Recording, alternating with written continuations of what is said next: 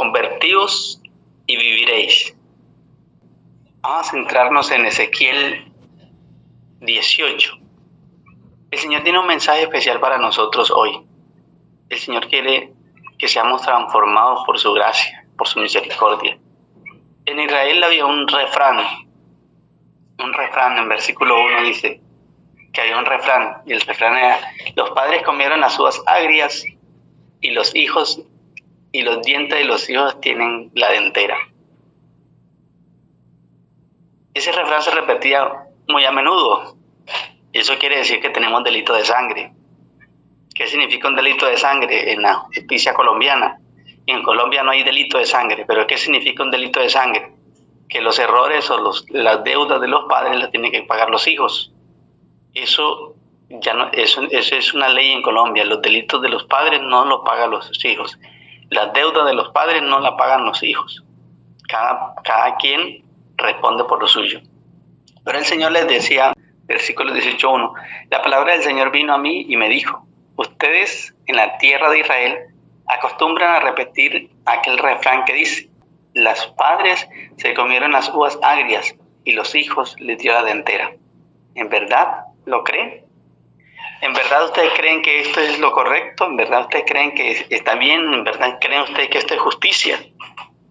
Dice: vivo yo que este refrán nunca más volverá a repetirse en Israel. Este capítulo es tan hermoso, es tan diciente, tan profundo, tantas enseñanzas hay aquí para sacarlas que hay material para una semana de oración completa. Pero me quiero centrar mucho en la promesa que el Señor nos hace, o en el llamado que el Señor nos hace también. Es que hay un momento crucial de nuestra vida, que es hoy, ¿cierto? Que tenemos que hacer un replanteo de nuestra vida.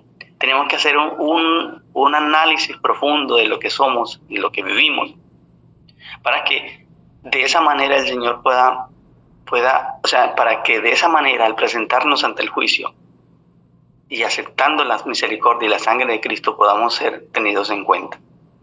Dice que, versículo 4, todos ustedes son hijos míos. O sea, mira que cuando aquí hablan del pueblo de Israel, ¿cierto? Escatológicamente está hablando de nosotros, los que profesamos el nombre de Cristo, ¿cierto? Los que nos hacemos llamar cristianos. Todos ustedes son hijos míos. Lo mismo que los padres, que el hijo. Todos ustedes son míos. Lo mismo que el padre, que el hijo. Solo morirá quien peque, nadie más. ¿Quién es el que tiene que recibir la consecuencia? El que peque. Y ahí no podemos, teológicamente no podemos hacer un espacio grande y empezar a debatir qué es pecado. Porque nosotros hemos considerado pecado a muchas cosas y a otras cosas no. Y a nuestros hijos y a nosotros mismos cuando éramos pequeños nos decían: no haga eso porque eso es pecado, no haga aquello porque es pecado, cuidado que vas a pecar. Pero no nos han explicado, o no le hemos explicado a nuestros hijos, qué es el pecado en sí, cuáles son las consecuencias del pecado y por qué eso es pecado y por qué esto no es pecado y por qué no debemos hacer esto. Entonces cuando nosotros enseñamos a nuestra iglesia, le enseñamos: es que esto es pecado, aquello es pecado y esto es pecado, pero no les mostramos el por qué, o sea, cuál es la raíz, o de cuál es la consecuencia, o cómo está catalogado que sea pecado. Entonces muchas veces queda en nuestra mente: eso es pecado, eso es pecado, eso es pecado. Pero no tenemos el argumento para decir: es que esto es pecado por esto, por esto y por esto. ¿Sí me hago entender? Entonces tenemos que aprender, no solamente a nuestros pequeños, las profesoras que están acá, los profesores, los que somos líderes de iglesia, que tenemos la oportunidad de pararnos en un púlpito a enseñar, el que tenemos niños pequeños que estamos orientando, no solamente tenemos que decirle: no haga eso, no haga eso porque eso es pecado, no haga eso porque Jesús se pone triste, le dicen a los niños. ¿Pero por qué? Y entonces empezamos a grabar un concepto equivocado de pecado en nuestra mente. Pecado teológicamente tiene mucha profundidad, pero yo quiero resumirlo así: pecado es separación de Dios. Pecado es dejar de hacer la voluntad de Dios. Así como sucedió con Adán y Eva, se les dio una orden sencilla: no comerás, y ellos decidieron comer. Eso es pecado. Y de ahí podemos empezar a entender cada uno de los de los títulos que nosotros hemos catalogado como pecado, por qué eso es pecado, y enseñarle a nuestros pequeños, enseñarle a nuestra iglesia, mira, eso es pecado por esto y por esto y por esto. Aquí el Señor enumera, hace una lista de pecados. Versículo 5, el hombre justo es aquel que actúa con apego al derecho y a la justicia. ¿Quién es el hombre justo? El que vive con apego. Ese apego quiere decir que está en armonía, que va de acuerdo a la justicia y el derecho. Yo le pregunto, ¿es fácil de que a nosotros nos lleven ante un juez hoy por estar apegado a la ley? ¿Es fácil que a nosotros nos lleven hoy a la ley si estamos haciendo lo correcto ante los ojos de Dios y ante los ojos de la ley? ¿Cierto que a nadie juzgan por eso? Juzgan a los que están en contra o los que han infringido la ley. Entonces, dice el Señor, el hombre justo es el que vive apegado a la ley. Mira los pecados como nos empieza el versículo 6. Que no coman sobre los montes ni dirijan la mirada hacia los cielos del pueblo. ¿Qué quiere decir esto que no coman sobre los montes? Y eso tiene una lección importante para nosotros hoy. ¿Qué es comer sobre los montes? ¿Qué hacían ellos en los montes? No era que estaban trabajando por allá y sacaron, como dicen los paisas, la coquita del almuerzo, como dicen por acá, el avío, el lonche, dicen los santanderianos, ¿cierto? El lunch.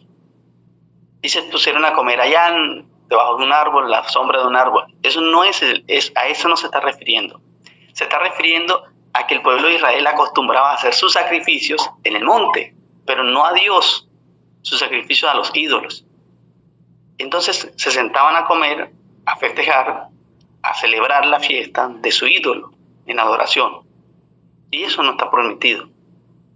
Entonces el Señor dice, no nos subamos a los montes a comer. O sea, ahora a nuestra vida. Ya nosotros por lo general no tenemos montes a donde subir, pero tenemos mucha idolatría en nuestras casas, tenemos mucha idolatría en nuestro medio. Nosotros como seres humanos, no sé si esta es una enfermedad latina solamente o qué es lo que pasa, pero tenemos a idolatrar a los humanos. Si llega un personaje, el alcalde, o si llega un ingeniero, un doctor o lo que sea, y empezamos de una vez, ¡ay, llegó el doctor! ¿Qué le doy? ¿Qué le doy al doctor? ¿Dónde lo pongo? ¿Qué le pongo a la doctora? ¿Cómo hacemos? Y empezamos a tratar de una forma totalmente diferente como trataríamos a un mortal, ¿cierto? Cuando nos referimos a un mortal es a uno del mismo nivel de nosotros. Entonces muchas veces eso es idolatría también para nosotros. Y el Señor está diciendo, no quiero nada de idolatría. La adoración, la honra solamente ¿para quién? Para mí. Lo demás, trátense todos por igual, porque todos somos como iguales. Y luego dice, versículo 6, ni miren a la idolatría del pueblo de Israel. O sea, nosotros como hijos de Dios que buscamos, estamos en el proceso de la santificación y acercándonos a Cristo, deberíamos dejar de ver toda la idolatría que el mundo adora. Deberíamos dejar no solamente hacerlo, sino ni contemplarlo. Nosotros deberíamos empezarnos a separar de todas estas cosas. Por eso el título, arrepentidos y convertidos, porque no solamente nos toca arrepentirnos. Y ese arrepentir que aparece mucho en Hebreos, en Hechos, y en mucha parte de la Biblia, ese arrepentir viene de una raíz, y esa raíz griega no se traduce tan fácilmente como arrepentido, sino como cambio de mente. O sea, nos toca es empezar a hacer un cambio profundo, ¿no? Dejar de pensar lo que pensábamos antes y ahora pensar en una cosa diferente. Y para hacer ese cambio de mente, para hacer esa metamorfosis, para transformarnos de nuestros pensamientos, hay un trabajo profundo, y ese trabajo profundo solo lo ganamos a los pies de Cristo. Sigue diciendo, hace una relación de toda la idolatría. Dice que no se acerquen a la mujer de su prójimo, ni que mira, esto es tan delicado, ni que se acerca a su mujer cuando tiene la costumbre, que no oprime a nadie, ni a su hijo, ni a su esposo, ni a su esposa, ni a su vecino, ni a su tío, nadie, que no oprime a nadie. significa que a todos los tenemos que en buena estima, que nunca menospreciamos a nadie, que no debemos menospreciar a nadie. Sigue diciendo, ni retiene la prenda del deudor, ni comete robo alguno, que comparte su pan con el hambriento y cubre y viste al desnudo. Versículo 8, que no presta dinero por interés y por su usura, y que se aleja de la maldad y es imparcial al juzgar entre hombre y hombre, que sigue sin mis órdenes, cumple mis decretos y actúa con rectitud. Ese es un hombre justo y ese hombre vivirá. No solamente dice, todos los que pecan, versículo 2 dice, porque todos los que pecan es el que va a morir, ¿cierto? Pero nos hace una lista detallada de qué es pecado, cuáles son los comportamientos que se catalogan como pecado y por qué es pecado. Entonces nos invita a que reflexionemos, a que meditemos, a que cambiemos esa manera de pensar muchas veces liviana que nosotros tenemos, y a unas cosas le consideramos pecado, a otras pecadillos y a otros pecados aberrantes, ¿cierto? Nuestros hermanos católicos tienen 7 pecados capitales y no sé, otras personas tendrán otra lista de pecados capitales o importantes, pero todo lo que esté alejado de la voluntad divina, todo lo que no provenga de Dios, todo lo que nos invite a separarnos de Dios o todo lo que nos impide acercarnos a Dios, eso será considerado pecado. A mí me llama la atención porque en nosotros siempre está el concepto de echarle la culpa a las personas. Y nosotros siempre está la manera de excusarnos. Nosotros siempre queremos evadir la responsabilidad. Si a nosotros se nos llama hoy y nos piden cuentas, lo más seguro es que vamos a señalar al pastor, vamos a señalar a nuestro líder religioso, a nuestro anciano, que es la persona que esté cercana a nosotros, a nuestra esposa, si tenemos hijos, a nuestros hijos, si somos hijos, a nuestros padres, que son los que están ahí pendientes de nosotros. Entonces siempre vamos a excusarnos, que yo hice eso porque fui obligado, yo hice eso porque tuve dificultad, yo hice eso porque si no hacía eso, entonces me iba a quedar sin comida, porque yo hice eso porque si no hacía eso, entonces iba a pasar esto. Y así vivimos excusándonos siempre, pero aquí el Señor nos está diciendo, es que yo quiero que tú asumas tu responsabilidad. Si no te convertís y te arrepentís, vas a morir. Porque todos, Romanos dice que todos hemos pecado. O sea, no hay oportunidad en nosotros, todos hemos pecado. La única manera de nosotros podernos liberar del pecado es aceptando a Cristo. Y esa decisión se hace voluntaria, exclusivamente voluntaria. Es tu decisión. Es nuestra decisión la que permite tal cosa. Porque no hay otra manera. No hay otra manera. Solo es una responsabilidad individual. No es colectiva. No podemos echarle las culpas a nadie. No nos podemos amparar en lo que las demás personas dicen. Cada quien será juzgado por su propia decisión. Es nuestra decisión. O sea, tú pecas porque quieres.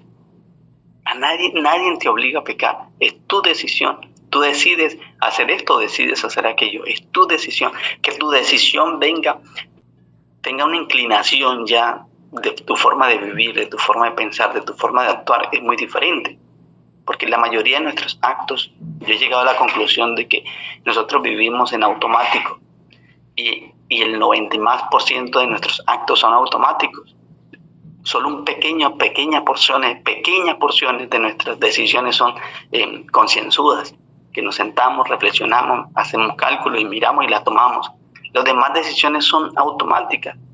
Si usted va caminando, ve una piedra, usted no se pone a sacar el cálculo cuánto tengo que levantar el pie para pasar esa piedra, sino simplemente el cuerpo, la mente, ya tienen los cálculos y hace el pie o se desvía. Todos nuestros actos, nuestros pensamientos, la mayoría de nuestros pensamientos son automáticos. Por eso bien dijo el Señor Jesús, de la abundancia del corazón habla la boca. O sea, de la abundancia de la información que tienes en tu mente, tu subconsciente va a tomar las decisiones y te va a llevar hacia allá. Entonces, por eso es a veces muy difícil para nosotros vencer un pecado, un comportamiento, una costumbre, porque está tan arraigada en nosotros que involuntariamente la accedemos a ello. Un ejemplo, la música. Si a usted te gusta la música vallenata, un ejemplo, o cualquier ritmo de música mundana, cada vez que usted escucha esa música, tu subconsciente te va a generar un sentido de placer, va a empezar a generar, activar ciertas hormonas, te vas a empezar a sentir alegre, te vas a sentir triste de acuerdo a las emociones que te genera esa música, y tú te vas a ir hacia allá. Tu cuerpo se va a volver rítmico, va a mover tus pies, va a mover tu cabeza, porque estamos en esa armonía con esa música. Entonces, pero lo estás haciendo inconsciente, porque ya esa información está en tu mente, en tu base de datos, y se va hacia allá. Así, si nosotros aprendemos la justicia, por eso el Señor dijo, yo no quiero, o sea, la ley ya no va a estar grabada en las paredes, no va a estar escrita en los muros, ahora la va a escribir en vuestro corazón. Eso significa que la va a hacer nuestra, que la va a poner en nuestra base de datos, que va a estar allí para la toma de decisiones. Al momento de tomar decisiones, nosotros vamos a comparar la ley, pero eso sucede solo y solo si nosotros hemos hecho nuestra vida en el parámetro de Cristo. O sea, si en nuestra vida hemos aprendido, hemos estudiado, hemos meditado, le hemos pedido a Cristo que grabe su ley en nuestros corazones y nos vamos a sujetar a ella con la voluntad de Cristo, porque nuestra voluntad, como les digo, es continuamente sobre el mal. Entonces empezamos esa lucha, esa metamorfosis de nuestra manera de vivir. Tenemos que entender a cabalidad que en nosotros hay dos naturalezas. Cuando nosotros nacemos con una naturaleza terrícola, carnal. Nosotros somos terrícolas porque nacemos de la tierra, como donde fue creado Adán. Entonces somos carnales, terrícolas. Pero cuando nosotros decidimos entregar nuestra vida al Señor, empezamos a tener otra naturaleza, que ya no es terrícola. Me gusta esa expresión porque suena bastante pintoresca. Ya no somos carnales, ahora somos espirituales. Y ahora no somos esta tierra de pecado, este mundo de pecado, ya no es nuestro hogar, ya somos transitorios, ya somos embajadores, pero del cielo. Entonces empieza otra naturaleza en nosotros, y esa otra naturaleza es la que empieza a tomar fuerza, pero si tú quieres. Si tú te conviertes, si tú te arrepientes de tu camino, cambias de mente y empiezas a seguir a Cristo, a hacer su voluntad, a cumplir sus decisiones, entonces en usted empieza a crecer otra naturaleza que se llama naturaleza espiritual. Y a medida que la naturaleza espiritual aumenta, la naturaleza carnal disminuye, pero no va a disminuir hasta cero. Tiende a cero, diríamos en matemática, tiende a cero. La pendiente de la naturaleza carnal debe tender a cero. Y la naturaleza espiritual debe tender a 100, o sea, tiene que ir inversamente proporcional. Mientras una sube, la otra baja. La naturaleza carnal no va a llegar a cero, salvo cuando Cristo haga el juicio entre nosotros y por su misericordia decida darnos la vida eterna. En ese momento, cuando Cristo venga, seremos transformados, y lo que vamos a transformar es la naturaleza. Vamos a dejar de ser carnales y nos vamos a convertir en espirituales.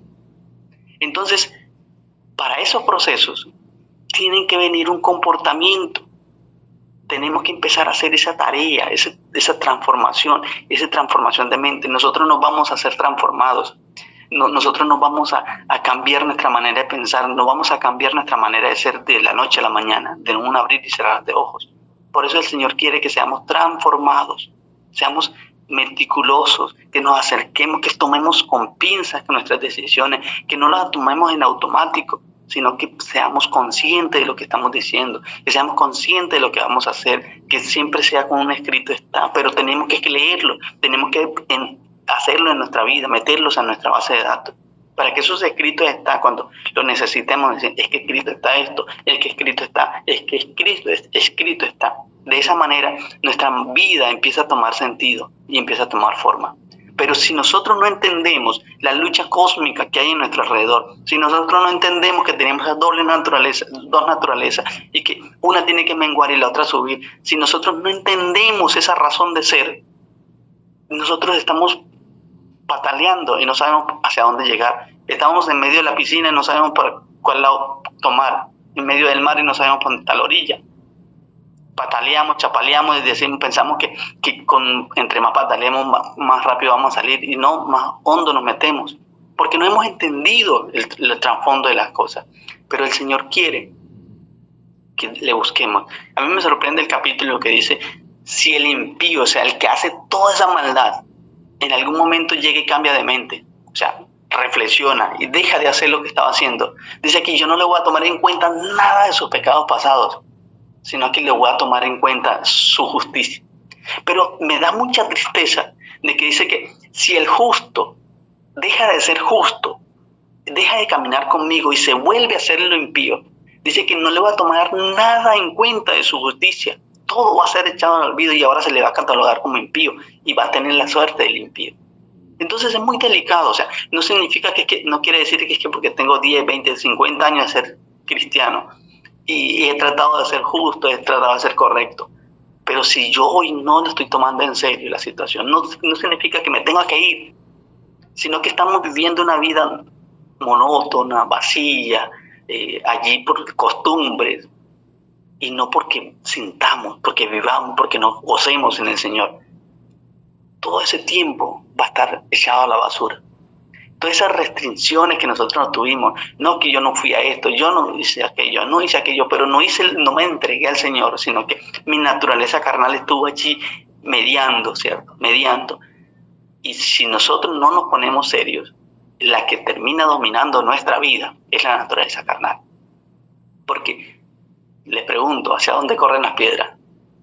¿Qué es más fácil, bajar o subir? La gravedad siempre nos jala.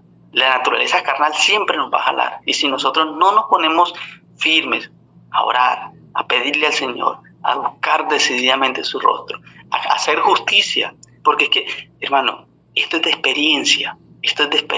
Para mí la fe no es otra cosa sino experiencia.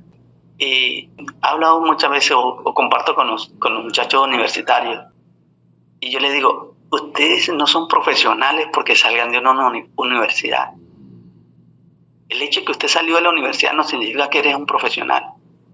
El hecho de que eres profesional es porque sabe hacer lo que hace. Que eres un ingeniero de sistema. Usted es profesional porque usted sabe programar, porque usted sabe cómo funciona eso, porque usted tiene la experiencia. Eso te hace ingeniero, te hace profesional. Si usted es un pintor que aprendiste, o un ebanista, lo que hayas aprendido en tu oficio, tú eres un profesional en eso. Aunque no hayas ido a una universidad, aunque no tengas un título, aunque no te reconozcan como un profesional en eso, pero eres un profesional porque tienes la práctica. Pero si tú eres un cristiano, perdónenme la expresión, mediocre, que voy suavecito, que voy ahí light, entonces usted no eres un cristiano profesional, eres un profeso, estás en el proceso de ser profesional, pero eres un profeso, no lo eres. Si tú tomas en serio lo que el Señor te manda, si tú tomas en serio y empiezas a vivir, hay una expresión que se conoce como vivangelismo, o sea, vivir lo evangelio, vivir lo que crees, entonces tu vida, ahora van a decir, ahora no eres un profeso, ahora eres un adventista profesional. Qué hermoso fuera que nosotros fuésemos profesionales en lo que hacemos, que fuésemos profesionales en la vida espiritual. Un ejemplo, en la vida militar, los soldados los toman, los que deciden ir a prestar el servicio, entran como rasos, ¿cierto? Y mientras están allí hacen un entrenamiento que dura alrededor de 2 años, 2 años de entrenamiento. Cuando terminan ese periodo, hay unos que salen a los 12 meses y otros deciden seguir la carrera. Cuando terminan los 2 años de entrenamiento, ahora le conocen como un militar profesional. Y esos militares, hay varios, fuerzas especiales, contra guerrillas, no sé qué, contra drogas, no sé, pero ¿son qué?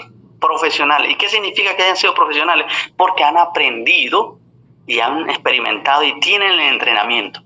Entonces, yo siempre coloco este ejemplo de la guerra. Cuando estamos en tiempo de paz, para que un soldado llegue a ser profesional necesita 2 años aproximadamente de entrenamiento. Para que un piloto aprenda a manejar un tanque de guerra, un F-16 o un Kafir, lo que querrán poner, cualquier avión de estos, necesita mínimo 2 años de entrenamiento para aprender a conocer su equipo, para saber sacarle todo lo necesario, toda la artillería que tiene, toda la capacidad que tiene, toda la ingeniería. Pero cuando hay tiempo de guerra, un soldado pasa de ser raso a profesional en 2 semanas. Yo le pregunto, ese soldado que ya es profesional, que ya tiene las cualidades, la capacidad más bien de manipular un avión, de manipular un tanque de guerra, de manipular un arma, le pregunto, ¿está cualificado para hacer la tarea? ¿O solamente tiene la base nada más necesaria, el conocimiento básico para hacerlo? Entonces, yo les pregunto, si nosotros estamos en estos momentos en un periodo de guerra, ¿cierto?, espiritual, ¿por qué vivimos enseñándole a nuestros alumnos, nuestros futuros militares, por qué nos dedicamos a enseñarle marco teórico, historia de las armas, la historia de esto, la historia de aquello, y le metemos una cantidad de como si estuviésemos en tiempo de paz, haciendo todo en entrenamiento? Hoy tenemos que aprender a enseñar a nuestros discípulos, a nuestros miembros, a nuestros jóvenes, a todos los que llegan a nuestra iglesia, enseñarle a manejar las armas que tenemos y enseñársele qué es lo que necesitamos para enfrentar el enemigo. Y además, el demás conocimiento lo vamos adquiriendo en experiencia. Entonces, hermanos queridos, esforcémonos cada día. El Señor quiere decididamente de parte de nosotros que nos entreguemos por completo.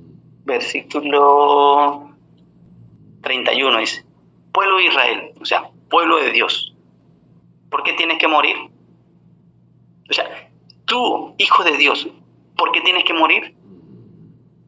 Aparte de todas las transgresiones que has cometido, y forjen en ustedes un corazón y un espíritu, ¿qué?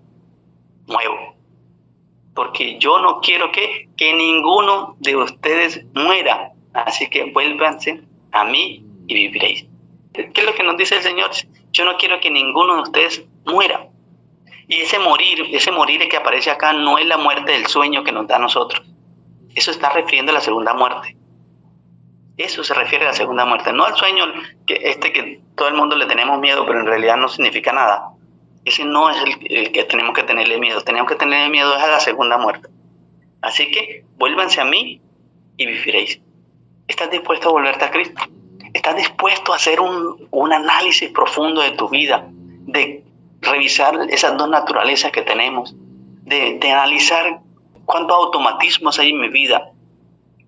Que estoy haciendo no lo que el Señor quiere, sino por las costumbres de mi vida, por las costumbres que he aprendido. Porque somos costumbristas. Mira, no hay algo más difícil en la vida que enseñar a alguien que sabe o a alguien que cree que sabe. En mi vida profesional siempre luché con ese tema. Cuando tuve la difícil oportunidad de trabajar para seleccionar personal, me costaba mucho seleccionar personal con experiencia, porque cada vez que llevaba a alguien con experiencia a la empresa, yo trabajaba en una parte con alimentos y en otro tiempo trabajé en una parte de mecánica, y yo le decía a los prospectos, listo, tiene muy buen conocimiento, ahora necesito que valides ese conocimiento en el laboratorio, vamos al laboratorio, hay que de eso usted sabe. Porque muchas veces yo sé, pero cuando vamos a mirar cómo se hace, cómo lo hacemos acá, cómo ese conocimiento que tienes, cómo lo vamos a aplicar acá, entonces viene el conflicto. Es que yo lo hago de esta manera, es que yo sé hacerlo así. Entonces, ¿cuán difícil es enseñarle a alguien que deje de hacer lo que está haciendo, que borre la mente de lo que venía haciendo y empiece a hacer una cosa diferente? Y eso es lo que el Señor nos está pidiendo. Ustedes vivían carnalmente, ustedes tienen un conocimiento carnal, ustedes viven su vida, sus miembros, sus organismos funcionan de acuerdo a una información terrícola, carnal. Ahora yo necesito que ustedes borren eso y empiecen a ser como niños. Por eso el Señor nos llama como niños. Tenemos que ser como niños, empezar de cero otra vez y empezar ese proceso de transformación.